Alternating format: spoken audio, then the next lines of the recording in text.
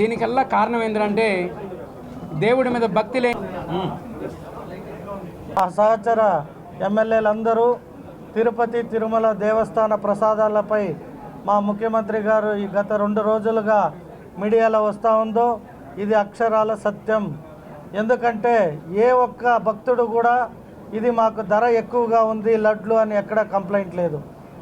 TTD దేవస్థానమే the richest temple in the world అని చెప్పారంటే మన దేవస్థానానికి ఉన్న నిధులు అంటే సంపద ఏ దేవస్థానానికి లేదు.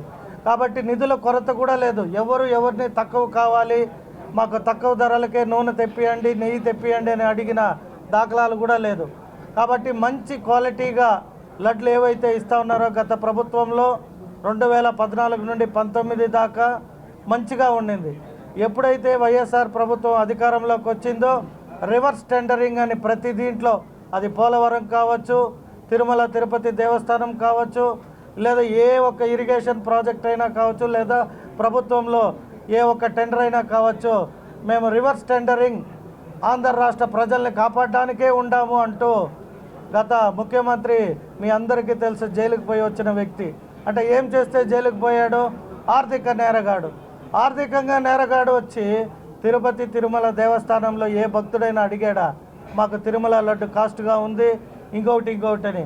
మనకి తిరుపతి తిరుమల దేవస్థానానికి సంబంధించిన ఎఫ్డీలు డిపాజిట్లు బంగారాన్ని కూడా తనిఖీ చేయాల్సిన సందర్భం వచ్చింది. ఎందుకంటే బంగారాన్ని దాచమని పెడితే ఆ బంగారమా లేదా ఇంకొక బంగారమా కూడా తెలియని పరిస్థితి ఈరోజు.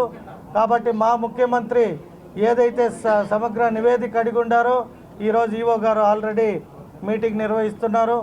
నేను హోమ్ మినిస్టర్ అమిత్ షా గారిని కానీ మా హోమ్ మినిస్టర్ గారిని కానీ అనేక మందిని ఒకటే మేము అడుగుతున్నాం, తప్పు జరిగిన వేళ ఎటువంటి వ్యక్తినైనా వదలకుండా ప్రజల ముందు వాళ్ళని నిర్దోషులుగా నిలబెట్టే బాధ్యత ప్రజలు మనకి ఇచ్చారు. కాబట్టి మన వంతు మేము కూడా శాసనసభ్యులందరూ కూడా ఈ విషయం పైన మరొకసారి మళ్ళీ పోరాడి మన తిరుపతి దేవస్థానాన్ని కాపాడుకునే ప్రయత్నం చేద్దాం.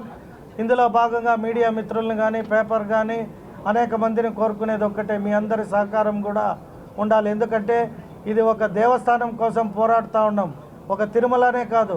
అప్పుడే చెప్పినట్టు సింహాచలం, కాళహస్త్రి, కాణిపాకం, కనకదుర్గమ్మ టెంపుల్ ఏదైనా కావచ్చు. హిందూ దేవస్థానాలకు సంబంధించిన ఏ ఒక్క దేవస్థానంలో అన్యాయం జరుగున్నా కూడా వాటన్నిటిపైన సమగ్ర నివేదిక కోరి సంరక్షించాల్సిందిగా మా ముఖ్యమంత్రిని మరొకసారి కోరుకుంటూ సెలవు తీసుకుంటున్నాం. జై. మరిన్ని వీడియోస్ కోసం ఛానల్ ని సబ్స్క్రైబ్ చేయండి, లేటెస్ట్ అప్డేట్స్ కోసం వాట్సాప్ ఛానల్ ని ఫాలో చేయండి అండ్ లింక్ డిస్క్రిప్షన్ లో ఉంది.